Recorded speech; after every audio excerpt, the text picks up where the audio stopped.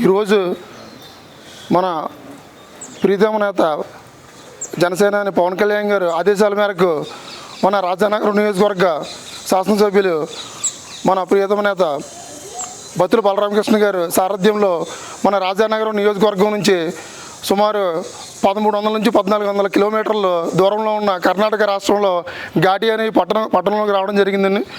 ఈ వచ్చే క్రమంలో మనకి శ్రీకాళహస్తిలో అక్కడ కూడా హోమాలు యాగాలు చేసి మన బలరామకృష్ణ గారు అక్కడ మన దేశ రాష్ట్ర రక్షణ కోసం ఏ విధంగా అయితే మన సైనికులు అక్కడ కష్టపడుతున్నారో అదేవిధంగా వాళ్ళ సంక్షేమం కోసం అలాగే మన దేశ అభివృద్ధి కోసం దేశంలో జరిగే ఈ యొక్క అసాంఘిక కార్యక్రమాల కోసం వీటిలన్నింటినీ కూడా మట్టుపట్టాలని చెప్పి ఈ యొక్క మన బత్తుల బలరామకృష్ణ గారు ఈ యొక్క యాగం చేయడం జరిగింది.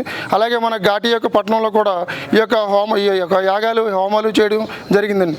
ఈ యొక్క మనం ఎప్పటి నుంచో కూడా మన దేశం తరతరాలుగా సనాతన ధర్మాన్ని ఆచరిస్తూ వస్తుందండి. ఈ యొక్క సనాతన ధర్మం మీదే మన యొక్క దేశ మనుగడ ఇంకా కొనసాగుతుంది. దాన్ని నమ్మే వ్యక్తులలో పవన్ కళ్యాణ్ గారు ముందు వరుసలో ఉంటారు.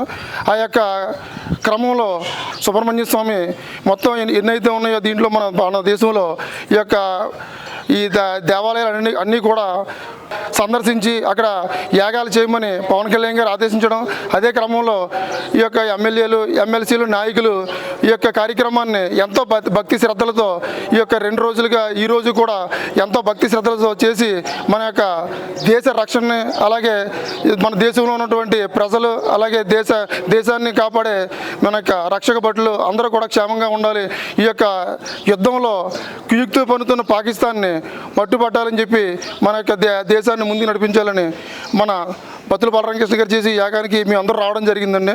ఈ యొక్క కార్యక్రమంలో సుమారు 100 మందికి పైగా బస్సుల్లోని అలాగే ఈ యొక్క కారులోని ఇక్కడికి 1300 నుంచి 1400 కిలోమీటర్లు మన బత్తుల బలరామకృష్ణ గారు మా అందరినీ తీసుకురావడం జరిగిందండి.